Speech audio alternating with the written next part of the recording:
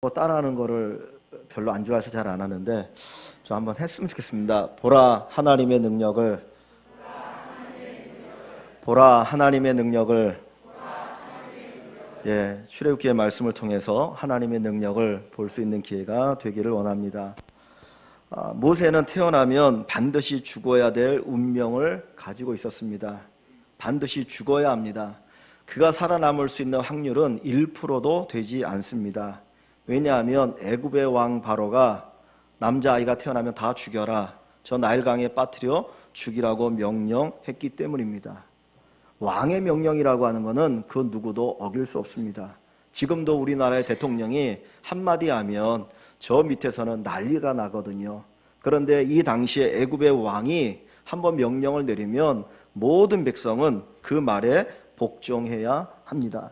이전에 애굽의 왕은 그 이스라엘의 남자아이가 태어나면 산파를 통해서 은밀하게 죽이겠습니다. 그럼에도 불구하고 계속 남자아이들이 살아나니까 이제는 공개적으로 노골적으로 이스라엘의 남자아이가 태어나면 다 나일강에 빠뜨려 죽이라고 명령을 합니다. 그 명령을 거절할 수가 없었습니다. 그 명령을 따르기 위해서 아마 이 애굽의 군인들이 그 고센 지역, 이스라엘 백성들이 살고 있는 고센 지역을 샅샅이 뒤졌을 것이고 감시했을 것이고 감찰했을 것입니다. 아마 히브리 여인이 임신을 하면 그 임신한 여자들의 명부를 작성했을지 모릅니다. 당신 임신한 지 얼마나 됐어? 얼마 후에 아이를 낳을 거야? 그리고는 곳곳마다 임신한 가정마다 찾아다니면서 그 아이가 태어나면 여자인지 남자인지 확인했을지도 모릅니다. 그래서 남자아이가 태어나면 당연히 나일강에다 빠뜨려 죽여야 되는 비극적인 상황입니다. 바로 모세가 태어날 때 그런 상황이었다고 하는 것입니다. 아이들이 태어나는 것은 한순간 태어나는 게 아니잖아요. 아이가 임신되었다고 해서 그 아이가 갑자기 태어나는 게 아니라 적어도 엄마 뱃속에서 10달을 있어야 합니다. 그 아이가 엄마 뱃속에 있을 때 석 달, 넉 달, 그때는 임신했는지 잘 모릅니다. 그러나 5달 이상이 지나가면 배가 나오게 되고 부르게 되어지고 그 몸만 딱 보면 이 여자가 임신했구나 아니구나 알 수가 있는 겁니다. 그러니까 자기가 임신한 것을 숨길 수가 없습니다. 산모가 아이를 임신하게 되어지면 그때부터 이 여인들은 걱정하기 시작합니다. 내 뱃속에 있는 아이가 남자일까 여자일까? 여자라면 태어나도 살 수 있는데 남자면 태어나자마자 죽을 텐데 어떻게 하나? 그 산모가 겪을 스트레스가 얼마나 클지를 우리가 상상할 수 있을 것입니다. 임신하면 기뻐야 되는데 오히려 임신하면 걱정이 되고 염려가 되고 스트레스가 되어지는 거죠. 임신 안 했으면 좋았을 텐데 어떻게 임신이 됐을까? 오히려 그것을 불행으로 여기게 되어지는 이스라엘 백성들의 그 여인들의 모습을 볼 수가 있습니다. 임신하는 그 순간부터 출산한 그때까지 임산부들이 스트레스를 받습니다. 뿐만 아니라 그 엄마의 뱃속에 있는 태아는 어땠을까요? 우리가 생각할 때는 태아가 아무것도 모른다고 생각하지만 태아도 나름대로 지각이 있고 인지적인 능력이 있다고 합니다. 그래서 그 아이조차도 엄마 뱃속에 있을 때 스트레스를 받을 수 있다는 거예요. 그래서 옛날에 시어머니들이 며느리에게 너 꼭 아들 낳아야 돼, 꼭 아들 낳아야 돼 그러면 뱃속에 있는 딸인 경우는 나는 딸인데 어떡하란 말이야, 내가 딸인데 어떻게 아들이야? 그게 스트레스가 된다는 거예요. 그래서 평생 그 스트레스에 어떤 노출이 되어서 사는 경우가 있습니다. 그래서 심리치료할 때 이 태아 치료도 하는 경우가 종종 있거든요. 그러면 이 태 속에 있는 아이가 지금 남자아이가 태어나면 죽인다라고 하는 그 살벌한 상황 속에서 어떤 스트레스를 받고 있겠습니까? 특히 남자아이 같은 경우는 내가 태어나면 나는 죽는데, 내가 태어나면 저 날강에 빠뜨려 나는 죽어야 되는 운명인데 내가 나와야 되나 말아야 되나, 아마 이 염려 가운데 있었을지도 모릅니다. 오래전에 제가 결혼했을 땐가 총각일 땐가 저희 친구가 먼저 결혼해갖고 임신을 했습니다. 그런데 9개월이 되었을 때, 아이가 9개월이 되었을 때 유산이 됐다는 거예요. 근데 왜 유산이 됐느냐 봤더니 태아가 스스로 탯줄을 묶은 거예요.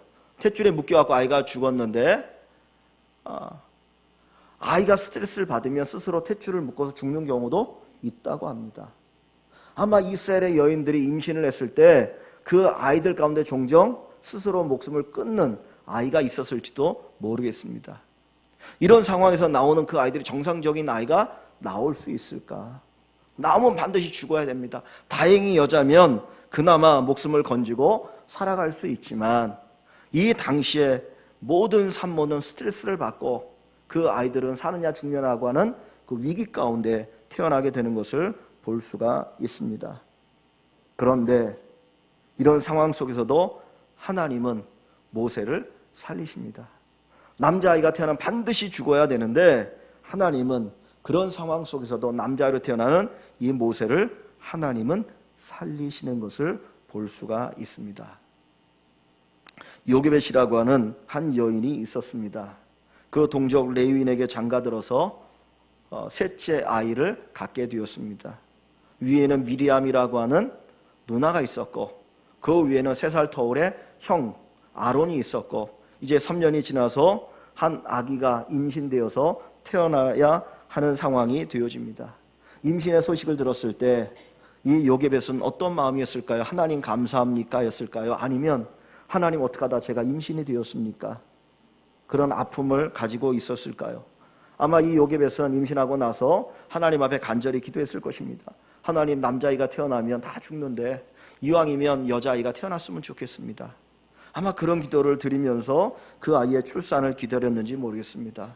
혹시 남자아이가 태어날지 모르기 때문에 자기 임신 사실을 숨기기 위해서 허리를 꽁꽁 도려맸을지도 모르겠습니다. 그러다가 어느덧 10달이 흘러서 한 아기가 응행하고 태어났는데 불행인지 행운인지 모르겠지만 남자아이가 태어났습니다.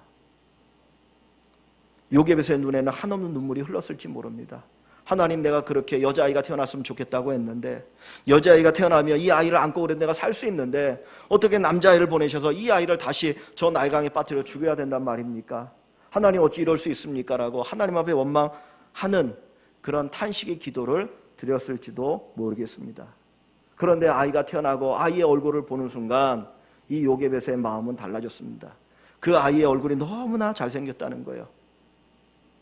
이것은 단순히 어머니의 감동이 아닙니다. 어떤 산모도 자기가 낳은 자식은 예뻐 보입니다. 그렇죠. 정말 갓 태어나고 쭈글쭈글한 얼굴이지만 내 뱃속에 10달 동안 있었기 때문에 태동을 느끼면서 그 아이를 품고 있었기 때문에 그 아이가 응행하고 엄마 몸 밖으로 나오는 순간 그 아이를 볼 때 어떤 부모든지 그 아이는 다 예뻐 보이고 살리고 싶은 마음이 있는 겁니다. 그런데 이 요게벳은 그 아이가 태어났을 때 그냥 단순히 어머니의 마음으로 그 아이가 예쁘다, 그 아이가 잘생겼다가 아니라 하나님 주시는 감동 속에서 그 아이가 정말 예뻐 보였고 잘생겼습니다. 이 아이를 결코 나일강에 빠뜨려 죽일 수가 없어. 나는 어떻게든지 이 아이를 살릴 거야. 그 마음을 가지고 이 아이를 몰래 숨겨버렸습니다. 제가 정확하게 아무리 생각해도 잘 모르겠지만은 이 어머니는 자기의 목숨을 걸고 이 아이를 숨겼어요. 아이가 하루에도 몇 번씩 울어옵니다. 그러면 그 울음소리가 바깥에 들려지게 되어지면 너희 집에 누가 태어났느냐 군사들이 찾아와서 그 사내 아이를 발견하면 데려다가 날강에 빠뜨릴 것이고 이 어머니 요게벳도 죽음을 당할 수 있어요. 어떻게 보면 하루가 1년처럼 그렇게 길게 느껴질 수 있는 하루하루를 고통 가운데 이 아이를 키우며 살아갑니다. 젖을 먹이고 아이가 울면 아이의 울음소리가 바깥으로 새어나가지 않도록 어떻게든지 정말 감싸고 안으면서 그 아이를 길렀습니다. 어느덧 3개월이 되었습니다. 더 이상 그 아이를 기를 수가 없는 거예요. 더 이상 그 아이를 숨길 수가 없었습니다. 그래서 이제 하는 수 없이 이 아이를 떠내보내야 되겠다라고 떠나보냅니다. 근데 그냥 떠나보내는 것이 아니라 갈대로 상자를 만들어서 역청을 칠하고 진을 칠해서 그 상자 안으로 물이 들어오지 않도록 만들고 거기에 고이 이 3달 된 아기를 거기에다가 눕혔습니다. 그리고는 자기의 딸을 통해서 이 나일강에 갈대가 많이 나 있는 곳에 갈 상자를 둡니다. 아마 마지막 희망을 걸었던 것 같아요. 하나님, 나는 더 이상 이 아이를 기를 수 없어서 이제 떠나보내지만 하나님이 이 아이를 지켜주시고 이 아이를 살려주십시오. 마지막 희망을 가집니다. 모든 어머니가 자기 자식을 살리고자 하는 간절한 사랑과 희망을 가지고 있지만 특별히 이 요게벳은 더 간절했습니다. 다른 부모들 그런 마음이 없겠습니까? 그럼에도 불구하고 그 아이들 날강에 다 던졌잖아요. 그러나 이 요게벳은 결코 그 아이를 던지지 않았습니다. 왜 그렇습니까? 하나님을 향한 믿음이 있었고 담대한 마음이 있었기 때문입니다. 뭔가 이 아이를 통해서 하나님이 하시지 않을까라는 기대가 있었던 것 같습니다. 하나님은 모세가 태어나면 죽어야 되는 그 상황 속에서도 이 모세를 살리고자 하셨습니다. 그래서 요굣벳이라고 하는 어머니를 만나게 하시고 그 어머니의 믿음과 그의 담대한 마음을 주셔서 이 모세를 살리고자 하는 것이었습니다. 갈대 사이에 놓여진 어린아이, 상자 속에 들어있는 이 어린아이 모세, 마침 그때에 바로의 딸인 공주가 목욕하러 그곳에 왔습니다. 갈대 사이에서 시녀들을 데리고 목욕하는데 웬 상자 하나가 눈에 띄는 거예요. 야, 저게 뭐냐? 너희들 가서 저거 가져와라. 갈대 상자를 시녀들이 가져옵니다. 뚜껑이 덮여 있습니다. 그때 딸이 명령합니다. 뚜껑을 열어봐라. 뚜껑을 딱 열었는데 거기에 한 아기가 있는 겁니다. 근데 그 전까지는 조용했는데 떡구멍을 여는 순간 응앵하고 우는 소리가 들리기 시작합니다. 아마 뚜껑이 열리는 순간 그 햇빛이 그 상자 안으로 확 들어오니까, 눈에 빛이 들어오니까 이 아이가 그만 응앵하고 울었던 것 같아요. 그 상자 속에 있는 아이는 애굽 아이가 아니라 히브리 아이였습니다. 이 애굽 사람과 이스라엘 사람은 피부가 달랐거든요. 이 애굽 사람은 아프리카 쪽이니까 피부가 거무접접하잖아요. 그런데 이 이스라엘 사람들은 피부가 동양 사람이니까 이 하얗습니다.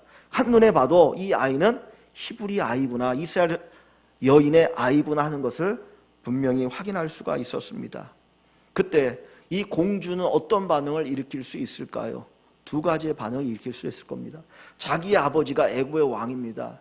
그 아버지 애굽 왕이 내린 명령은 이스라엘의 모든 태어나는 남자는 다 죽이라는 거예요.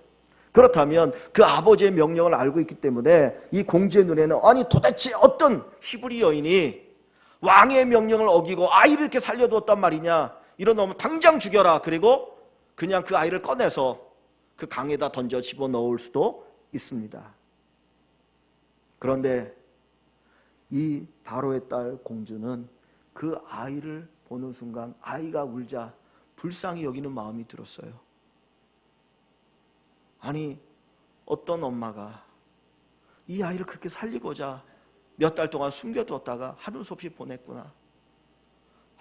그 어머니가 얼마나 이 아이를 사랑했으면, 살리고자 하는 마음이 있었으면 이렇게까지 했을까라고 하는 불쌍한 마음, 동정하는 마음이 이 공주의 마음속에 일어나기 시작했다라고 하는 것입니다.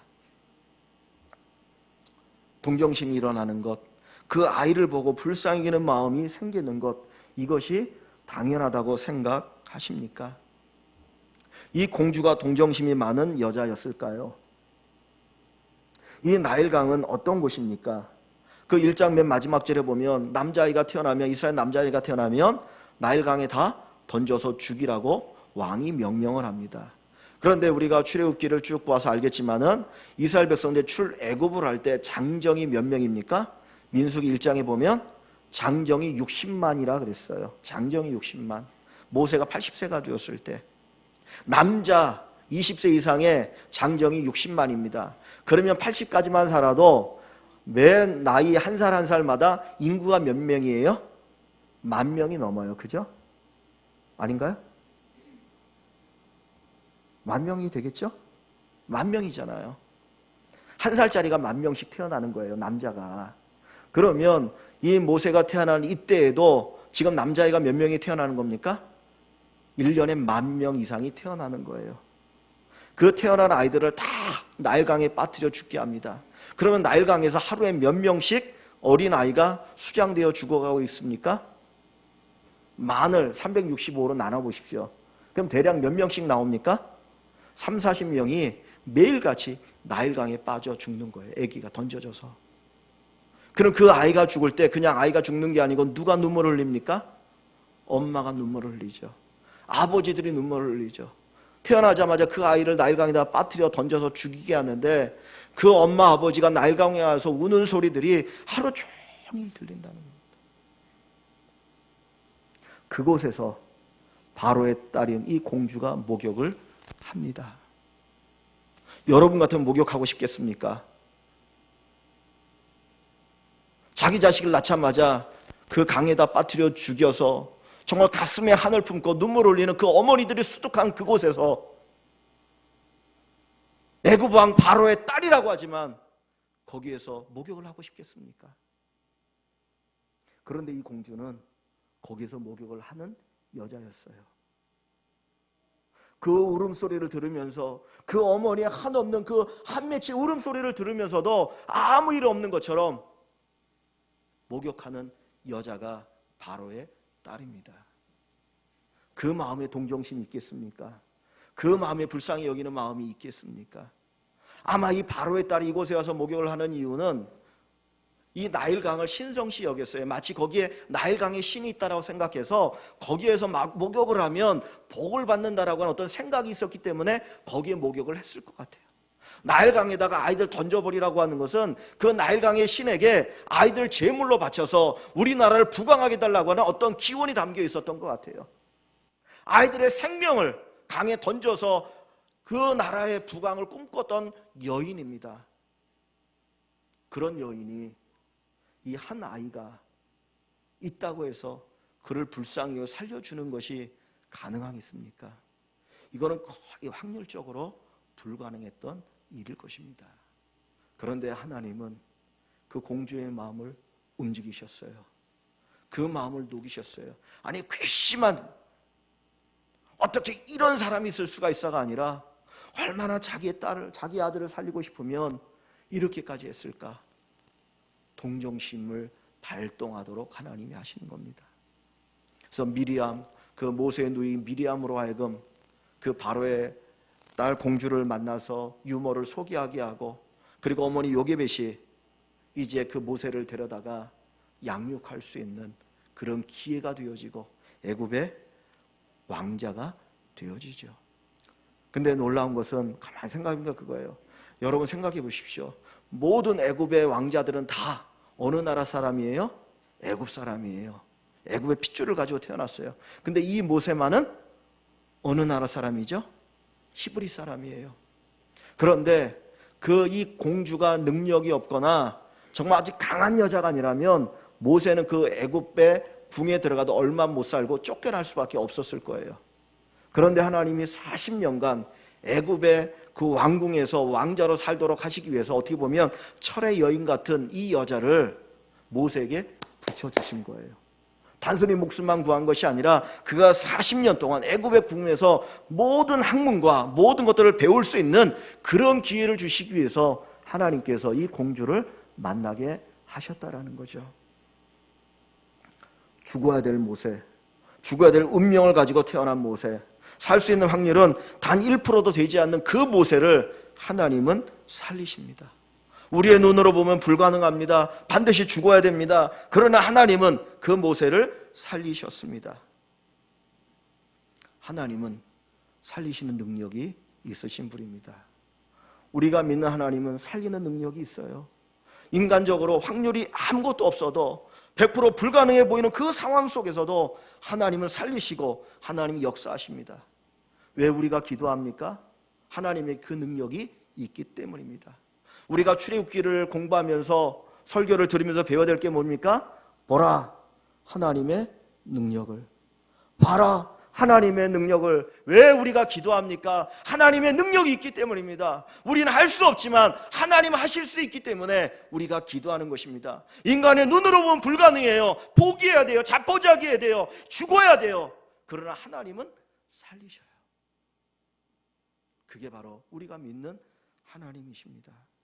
하나님은 70명밖에 되지 않는 그 이스라엘 사람들, 그 아브라함의 후손, 그들이 애굽에 내려가서 200만이 넘는 큰 민족을 이루게 하십니다. 그게 하나님의 능력입니다. 여러분을 바라보지 마십시오. 누구를 바라봐야 합니까? 하나님을 바라보십시오.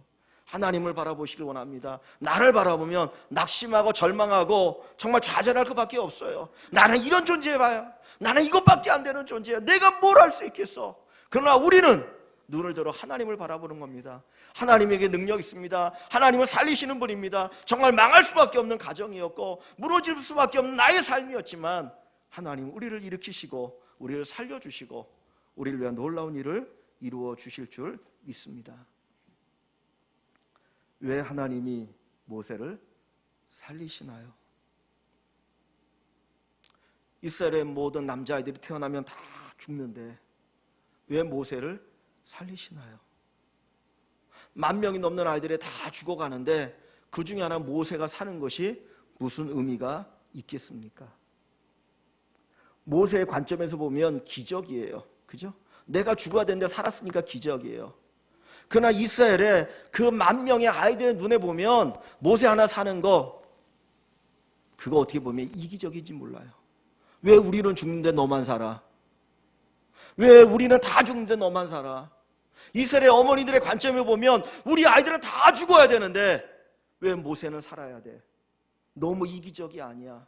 그런 생각이 들 수 있지 않겠습니까? 종종 우리가 그런 생각을 해봅니다. 우리는 기도의 응답이라고 그래요. 기도의 응답이라고 그래요. 하나님 도와주셔서 정말 망해야 되는데 안 되는데 됐다라는 거예요. 근데 다른 사람들은 그 안 될 수밖에 없는 상황에서 안 되거든요.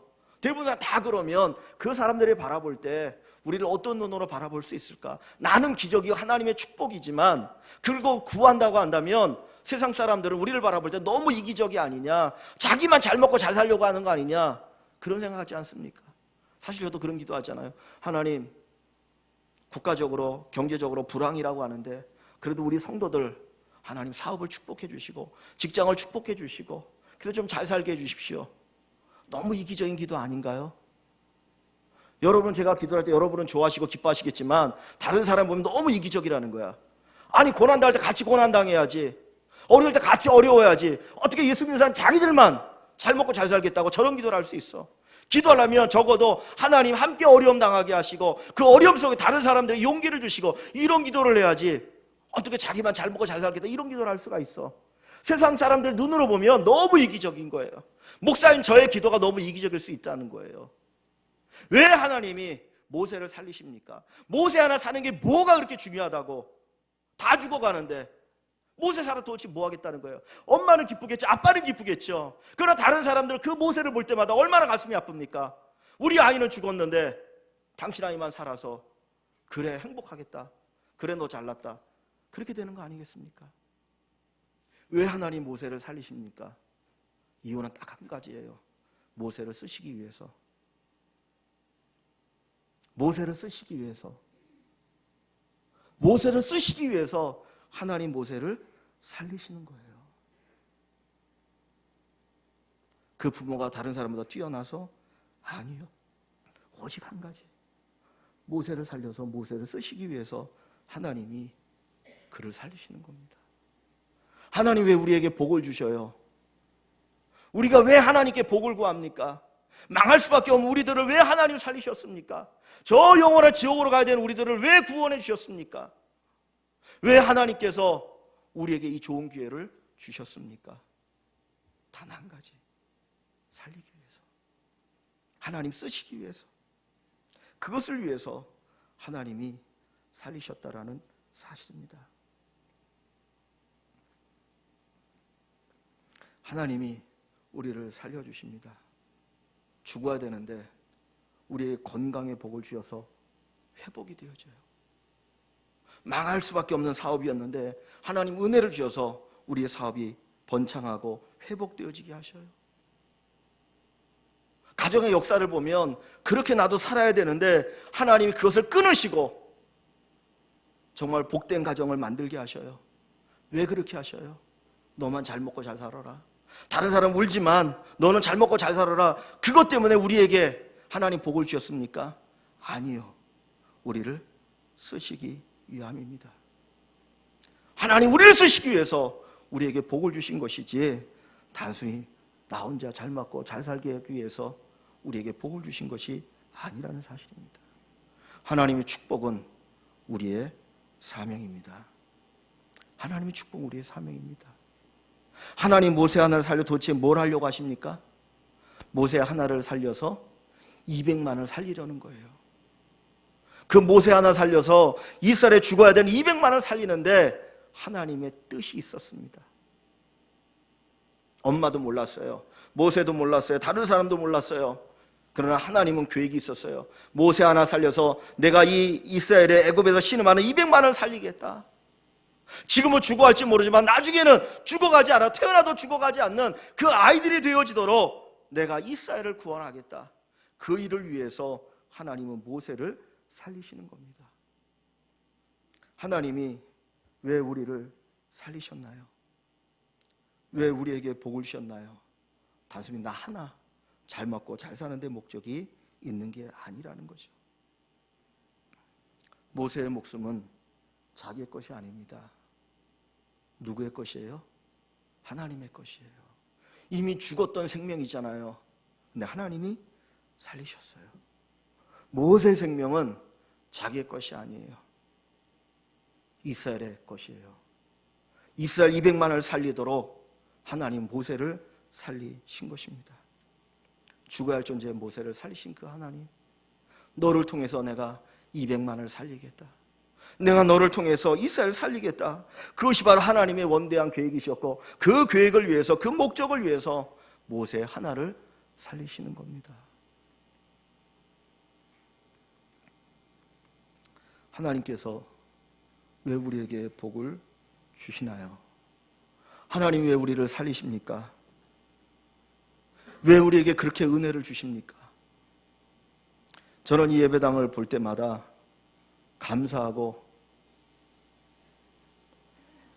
그리고 한쪽으로 미안한 마음이 있기도 합니다. 우리 교회가 예배당을 짓기 전에 요 위에 있을 때, 그때와 지금을 비교하면 천지 차이입니다. 돈으로 따진다는 건 너무나 그렇지만 재산 가치를 따져보면 3배에서 4배예요. 어떻게 이런 일이 있을 수 있을까? 한국의 많은 교회들이 우리 교회처럼 건축을 합니다.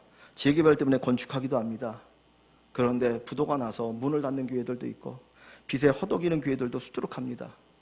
그런데 하나님께서 은혜 주셔서 헌당할 수 있게 하시고 빚 없이 이 예배당을 쓸 수 있는 복을 주신 것, 얼마나 큰 축복입니까? 처음 예배당을 건축할 때 한 2, 3억 정도 은행 대출을 받아야 될지 모르겠다, 그 정도 생각했어요. 아니면 그 이상의 대출이 하다 보면 나오기도 합니다. 더 들어가니까. 그런데 전혀 생각하지 못한 그 하나님의 은혜가 우리와 함께해서 깨끗하게 다 정리되어지고 이곳을 예배케 하시잖아요. 왜 하나님이 우리에게 이 귀한 예배당을 주십니까? 왜 이런 복을 주셨습니까? 너희끼리 잘 먹고 잘 살아라. 그게 아니라는 거죠. 뭐예요? 사명이에요. 이 예배당은 사명입니다. 이 예배당을 통해서 하나님의 사명을 감당하기 위해서 하나님이 주셨다라는 거예요. 이 지역의 영혼들을 살리기 위해서, 한국교회를 살리기 위해서, 전 세계 복음화를 위해서, 주님 쓰시기 위해서 우리가 아무것도 한 거 없지만 하나님 그냥 주셨어요. 모세가 태어날 때 하나님 살려주신 모세가 뭔 일을 했습니까? 모세가 특별히 하나님께 은혜 받을 만한 무슨 일을 했습니까? 아무것도 없잖아요. 태어나면 죽어야 될 운명이었어요. 그거 한 것도 없지만 그냥 하나님 살려주셨어요. 그냥 그게 은혜예요. 그리고 나서 주님이 일하시고 주님이 쓰신다라는 겁니다. 내가 받은 것들은 축복이지만 사명입니다. 나의 삶이 사명입니다. 내가 하나님께 받은 것이 사명입니다. 내게 재물이 있습니까? 사명입니다. 건강이 있습니까? 사명입니까? 시간이 있습니까? 사명입니다. 모든 것이 사명입니다. 그 사명의 눈으로 바라보실 수 있기를 소원합니다.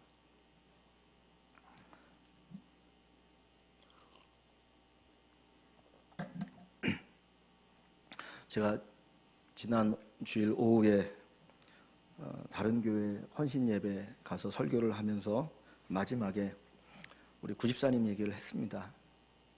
그 설교의 내용이 시므온과 안나, 나이 많으신 그 누가복음에 시므온과 안나에 대한 그 본문을 가지고 설교를 했는데 80세 이상 되신 어른들의 헌신 예배예요. 그 남자분들, 그 시므온 전도회 헌신 예배인데 열심히 하시더라고요. 근데 설교하다 맨 마지막에 이제 말씀의 사람이 되는 것, 그것을 얘기하면서 제 구집사님 얘기를 했습니다. 한 7, 8년 전에 간암으로 수술 받았는데 하나님 이제까지 이렇게 건강을 지켜주는데 이번에 병원에 입원해서 지금 계시는 상황이다. 그래서 제가 기도하는 게 한 가지 있다고 그랬어요. 단순히 살려주십시오. 그 기도가 아니라 우리 집사님이 작년 말부터인가 뭡니까? 이 성경을 필사를 하기 시작했는데 하나님 필사 다 끝날 때까지 살려주십시오. 건강 주십시오. 그리고 제가 금요일 날 이제 다시 병원에 신방 가서 집사님 툴툴 털고 일어나십시오. 이제 이 출혈이 멈춰지셨다고 했는데 집사님 툴툴 털고 일어나셔서 교회 화단 잘 가꿔주셔야 됩니다. 집사님 사명입니다. 그런 얘기를 했습니다. 옛날에 충영교회 김창희 목사님이 결핵을 앓으셨어요. 한경직 목사님도 결핵을 앓으셨는데 그때 그분이 종종 강단에서 외쳤던 말씀이 있습니다. 사명자는 사명이 끝나기 전까지는 죽지 않는다. 사명자는 사명이 끝나기 전까지는 죽지 않는다. 왜 하나님이 살려주셔요? 그 사명 때문에. 우리 교회가 사명이 없으면 그냥 끝나는 거예요. 이 교회도 무너지는 겁니다. 내 인생도 여러분의 인생도 사명이 없으면 끝나는 거죠. 하나님 왜 우리를 살려주셔요? 죽어야 될 운명인데 왜 우리를 살려주십니까? 한 가지, 사명을 위해서. 사명을 위해서. 모세는 죽어야 될 운명의 사람이었습니다. 다른 아이들처럼 똑같이 태어나자마자 나일강에 던져져 죽어야 될 운명이었습니다. 그런데 하나님이 그를 살리셨습니다. 기적입니다. 정말 살 수 없는 생명이었는데 하나님은 살게 하셨어요. 단순한 기적이 아니에요. 왜 살리셨어요? 하나님이 쓰시기 위해서. 여러분 받은 복을 한번 생각해 보십시오. 내가 하나님께 무슨 복을 받았는가? 무슨 복을 받았는가? 제가 우리 교회 부임해서 여러분들과 함께 신앙생활 하는데 모르겠습니다. 저는 겉모습만 보니까. 그러나 10여 년 전의 모습과 지금을 비교해 보면 엄청난 복을 다 받으셨더라고요. 왜 복 주셨습니까? 단 한 가지. 쓰시기 위해서.